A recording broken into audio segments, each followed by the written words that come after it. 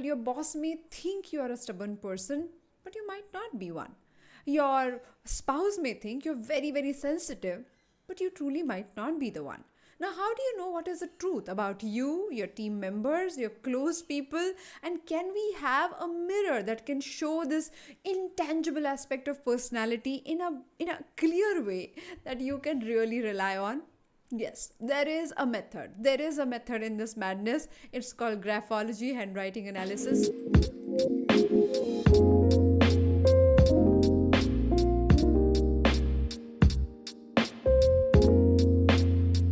Hi there, welcome to the Absolutely Right podcast, India's first graphology based leadership show. I'm your host Aditi Surana. I'm a behavioral analyst, a high performance coach, and an anti anxiety expert. Now, every time you talk about leadership, which is about leading a bunch of people towards a common goal, you got to learn how to receive feedback, how to give feedback, how much feedback you should take, and how much you should not, because not every opinion that is given to you is valid or applicable. But when you do that, people think you are a stubborn person. When you don't take their feedback or you react to it, people think you're a sensitive person. Now, all of these technically are subjective opinions. For example, your boss may think you are a stubborn person, but you might not be one. Your spouse may think you're very, very sensitive, but you truly might not be the one. Now, how do you know what is the truth about you, your team members, your close people? And can we have a mirror that can show this intangible aspect of personality in a clear way that you can really rely on?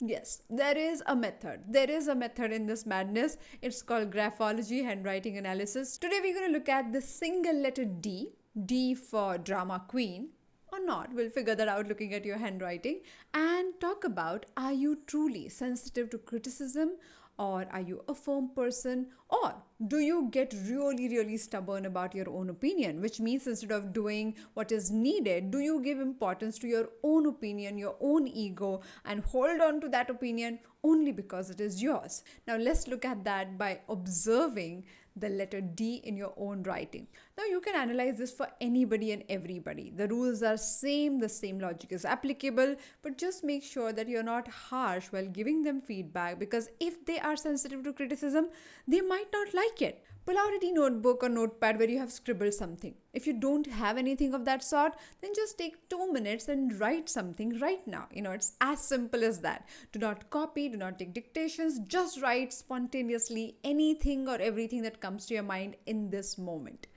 Look for lowercase letter d. Now, there are so many formations in letter D. I'm going to talk about two of these formations that you can simply understand, and two formations that can relate to today's conversation. The vertical line is called D stem, and then you have this A-like formation in your D, no matter which style you apply.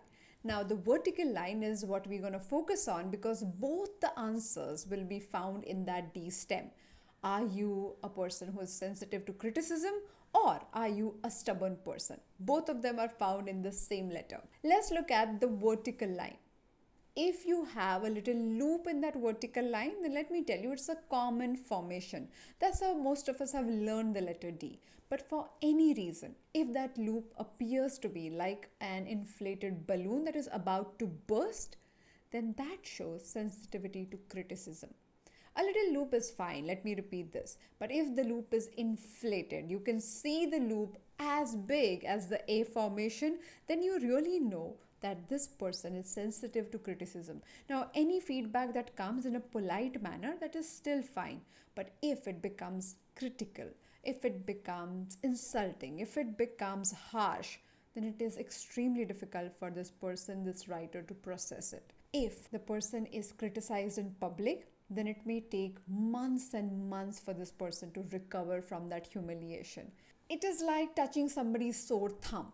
The person will scream not because the action was wrong, because the person was already hurting from within. Imagine yourself carrying a huge balloon tied to your head and walking around. You'll always be concerned about somebody carrying a pointed object. A knife there, is it? Oh, do you have any pointed pencil or pen? Anything that could be a possible danger, you will be wary of it.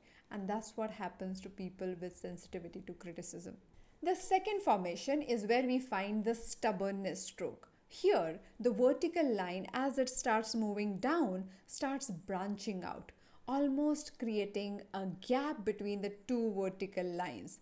If you find a formation like this, as if a person standing with both his legs apart, the resistance to change opinion is very, very high. These people may hear your feedback but might not change their opinion. Now, you've got to be really, really intelligent, logical, or at times convincing for these people to move a little bit.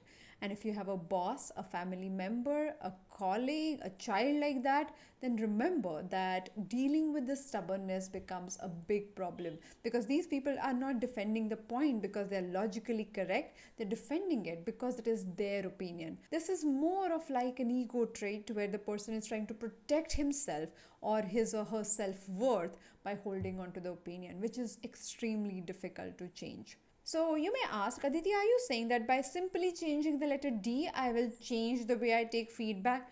I wish that would have been this simple, but it is not. If you want to change anything in your personality using the powerful method of graphotherapy, there is a method involved, and you can know all the information about this on my website, aditisurana.com.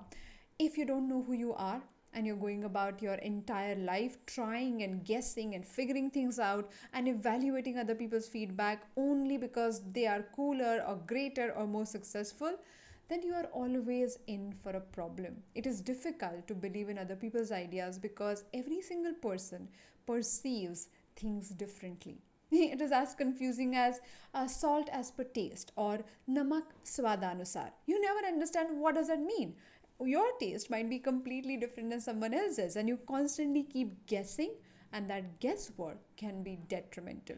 I hope this conversation helps and you can look at your writing and know whether you are really sensitive or not. You can also look at your team members and can decide what style of delivery you should use while talking to them. If you're talking to a stubborn person, make sure that you tone it down and keep it logical. If you're talking to a sensitive person, never ever make the remarks personal. Little tips here and there. Thank you so much for joining me one more time on the Absolutely Right podcast. If you like this conversation, share this episode with someone who's figuring out who they are, how they are, what kind of leadership style they should adapt.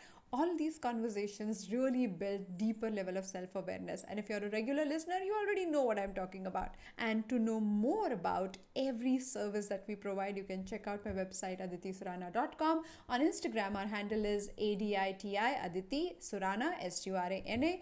I'll see you next week with one more episode of the Absolutely Right podcast. Till then, happy writing.